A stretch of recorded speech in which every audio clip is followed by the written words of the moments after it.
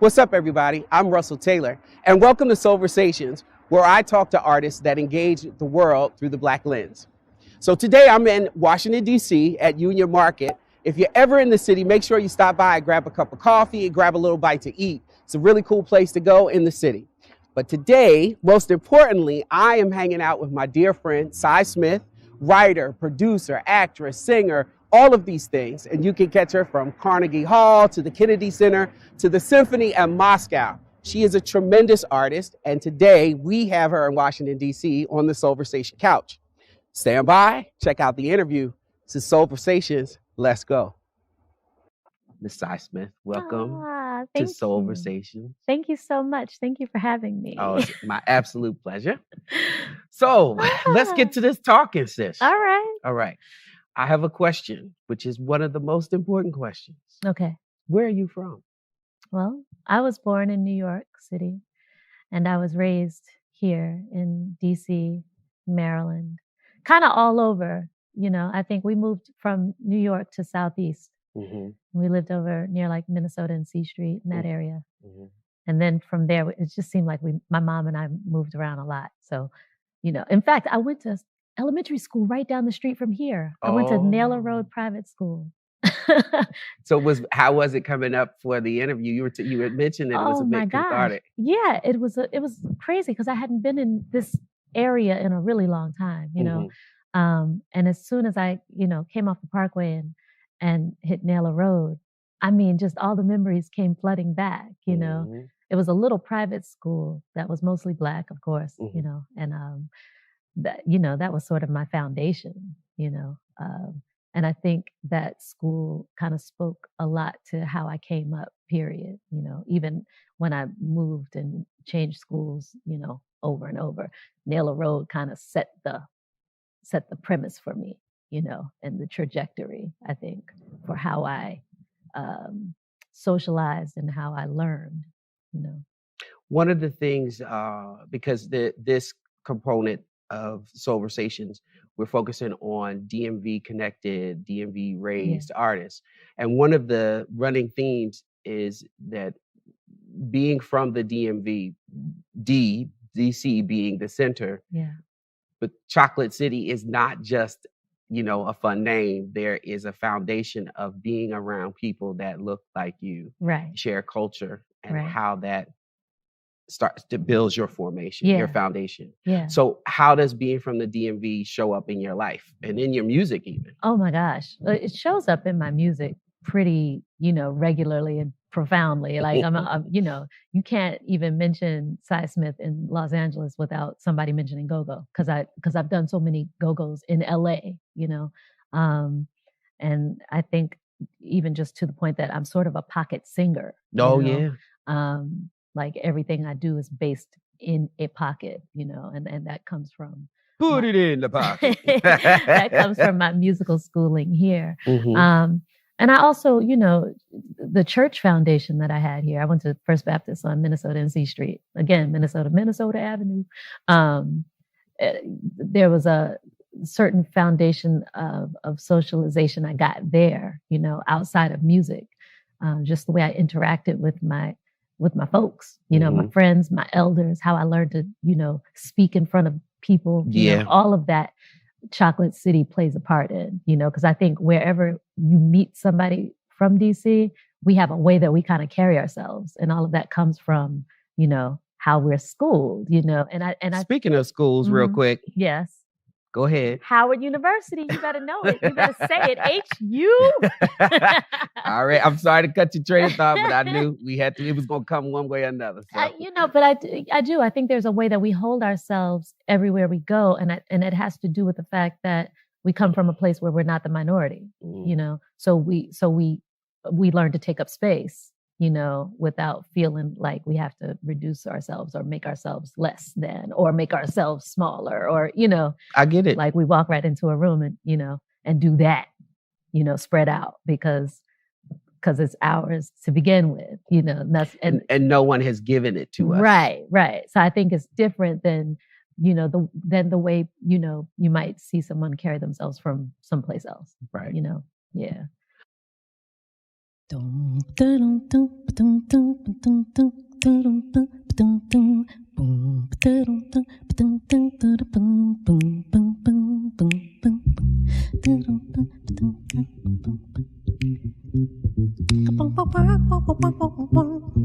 I'm the guitar.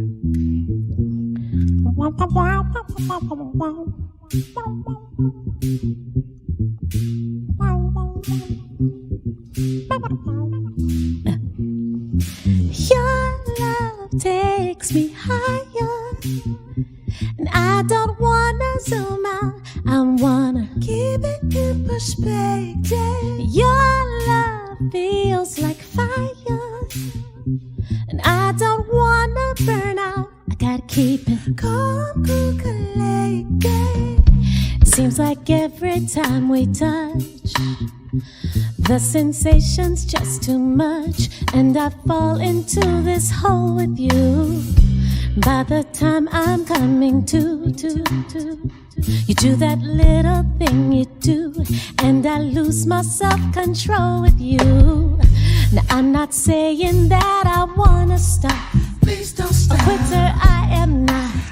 And I'll go to the very end with you, yes. I'm just saying, baby, please be kind. Please be kind. We're talking about my time. About my time. And I wanna spend it all with you. Your love takes me higher, and I don't wanna zoom out. I wanna keep it in perspective. Your love feels like fire, and I don't wanna burn out. I gotta keep it cool. Listen, is this part of your master plan? To have me eating out your hand? If so, I'll feast all day and night.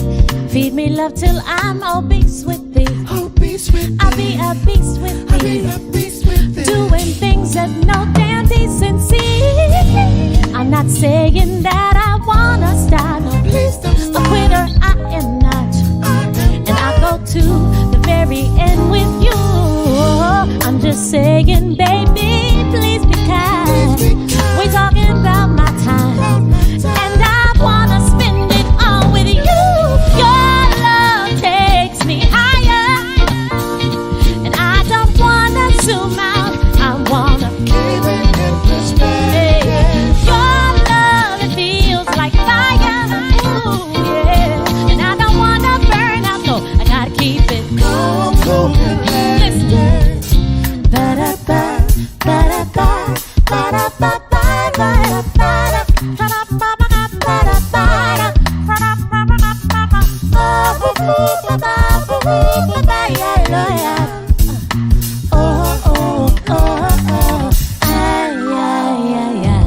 your love takes me higher, and I don't wanna zoom out. I wanna Keep it in perspective. oh, your love feels like fire, and I don't wanna burn out. I gotta keep it Calm, cool, collected. I don't wanna zoom out, no. I don't wanna zoom out. And I don't wanna burn out, no. Keep it in perspective. I don't wanna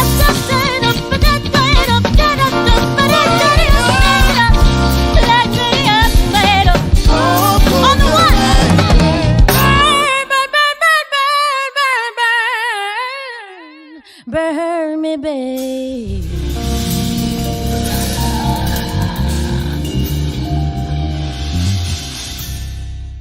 The spark. The spark of music. When did you know I have to do this? Uh-huh. Like everything else falls away, and this is what I'm gonna do. It was a very specific and memorable moment for me. Okay.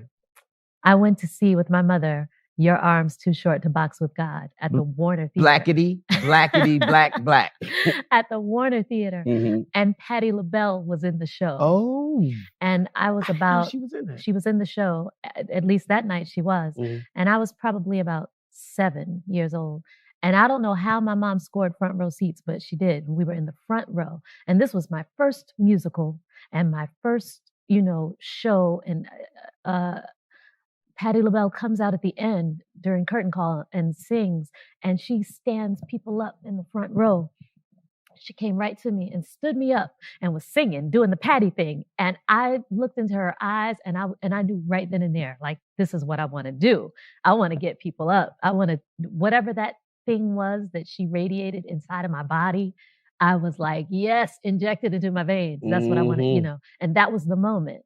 And it's strange because I knew I would never ever sound like Patti LaBelle. You know what I mean? Like all the singers that I loved growing up, I knew I would never sound like them, but I knew that I wanted to be that or to have that kind of platform, you know?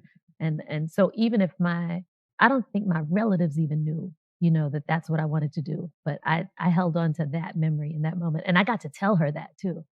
How did that? Oh, she loved that story. Yeah. Miss Patti is the best. Yeah. So, if you were to describe your musical DNA, so Sy Smith's catalog, when you step on stage, what is your DNA? My musical DNA, I would say it's a few chromosomes of, you know, funk. My musical DNA is like if Diana Ross and Sly Stone had a child. That's what it is. I'm that combination, I think, you know.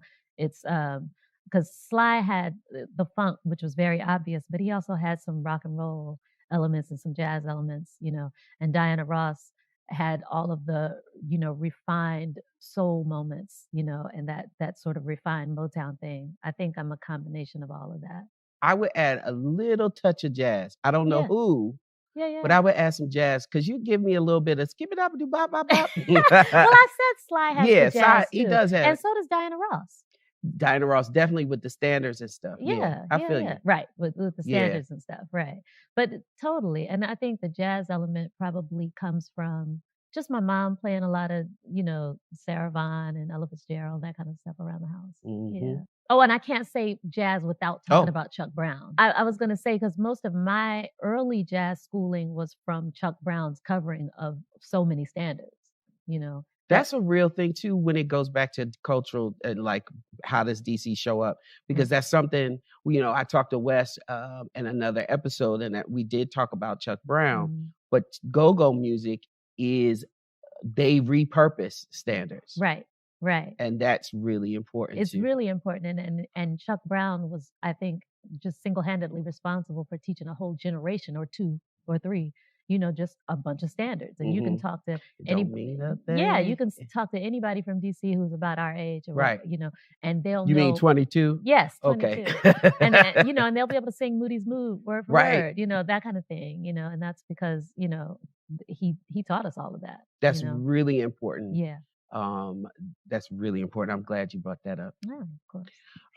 How do you feel about Black woman, Black singer, art activism? I mean, you know, well, I can't speak about the election without speaking about Stacey Abrams, you know, so as far as Black women and the election, Stacey Abrams all day, that's the tweet. Big up. Big up. As for personally, you know, where politics or activism or social consciousness or awareness shows up in my art, I'm probably a little more abstract in the way that I talk about things like that.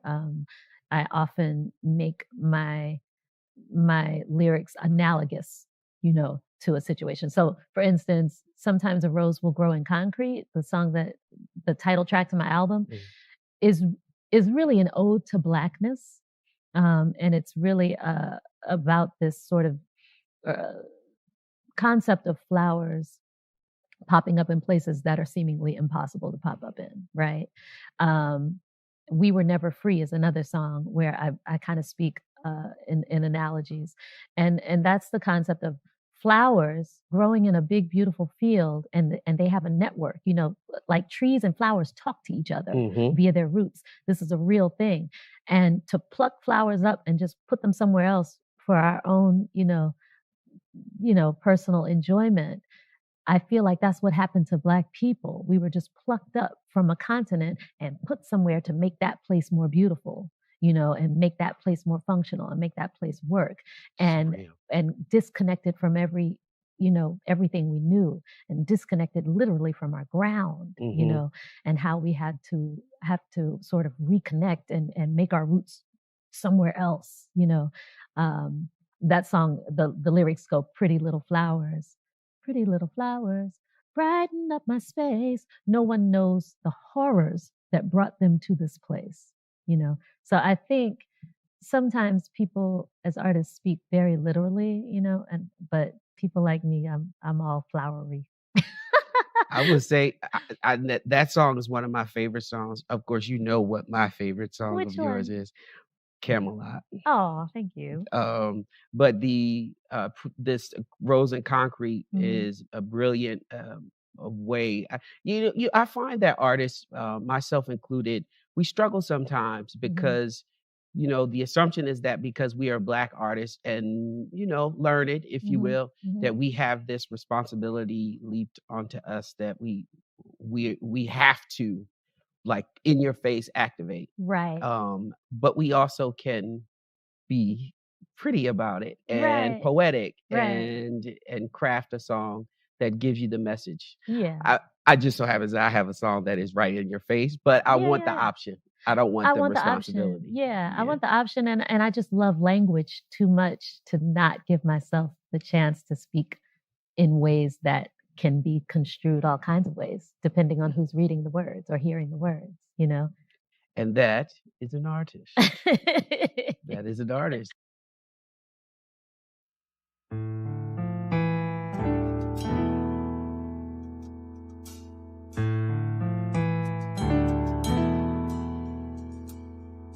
La da ya ya ya ya, la da ya ya ya. Sometimes a rose will grow in concrete. Sometimes the caged bird will sing. Sometimes the whole can be incomplete. Sometimes the captive don't complain. Sometimes the choosy have no options. Sometimes the loser wins the fame. Sometimes we'll never get no answers, but still the questions will remain. La da la la da da da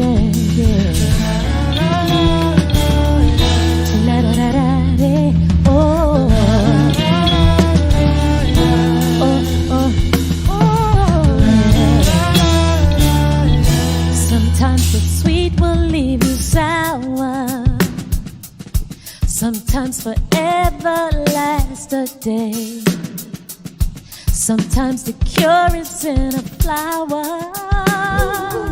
Sometimes the lost will make their way. Sometimes the killers are so gentle. Sometimes survivors live in pain. Sometimes we'll never get no answers. The questions will remain.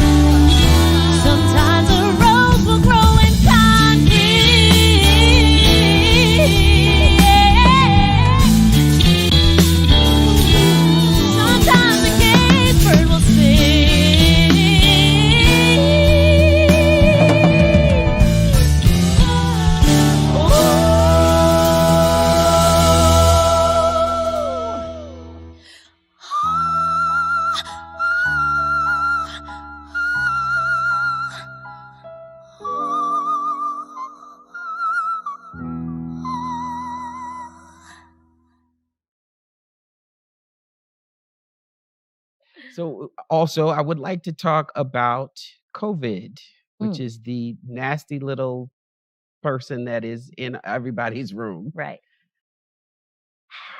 During COVID, how do you feel music, like our industry has changed? Mm-hmm. How do you think the new normal will be for us for music? That's a really good question. I don't know. It's like I almost can't see that far into the future. I feel like COVID has made, for me at least, that I can only see into next month or next week, because I just don't know what is gonna happen, I feel that you've done an excellent job with, you actually have inspired me and a couple of artists, because you said, okay, I have this grand piano in my living room, and husband Sean, okay, let's grab a camera. Right. And I got some lights. I got a show in a week because I just gotta sing. That's the thing. Yeah, I kind of made live streaming a thing for me because I need the platform. I need the stage. You know, like I literally put on a gown and walk around my house because I just like dressing up and doing, Of course you do. I just like being on stage. Right. I like being amplified, because, as a kid, as a little brown girl, a lot of times we were just sort of invisible, and I like the opportunity to be seen, and not only be seen, but be undeniably, unignorable, I'm here for it. So yes, so I had to embrace the technology and learn how to use OBS and learn how to, get some web cameras and set up scenes and automate my cameras. And, I had to learn how to do all of that. And made it, and I needed the revenue. And there's that. I needed the revenue. Yeah. And people came along. People will go if you kind of guide them. The movie where they say if you build it, they will come. It's that kind of thing. So I don't know if the future after COVID will keep live streaming as such a thing, but I think it might, because I think people are getting used to it. People send me pictures where they are broadcasting my show on their big TVs. You know what I mean? Mm-hmm. So it's like, yeah, this might be something that we can get used to. Yeah.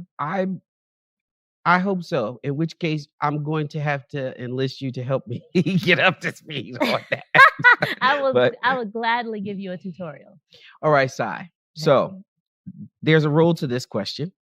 The rule is we are speaking in affirmative. It is already so. Okay. So no like conditional, I want it to be if, none of that. Okay. It is already so. Okay. The year is 2060. We will be only 40 years old at that time. What is Sy Smith's legacy? My legacy is that I have inspired a generation or two of young Black women who saw me when they were kids and saw a girl up on stage with her natural hair, or big hair, or nappy hair, or whatever she decided to wear, a free Black woman. I inspired a couple of generations of Black women to be free, like personally liberated, I think. Yeah. I just got moved in my heart on that one. Really? Yes, because it was authentically so. Amen. Thank you. Thank you, Sy Smith. Thank you for coming and hanging out. You about to kill this set. Oh my goodness. All the grandeur. You're going to sing my favorite song, Camelot. Thank you for joining us on Soulversations. I'm Russell Taylor. This is Sy Smith. She's about to kill the stage, y'all. Stay tuned. Oh, la da da, yeah. Oh, la da da, yeah. Floating slowly over time. Skipping heartbeats feels just fine. Yeah, happens when you're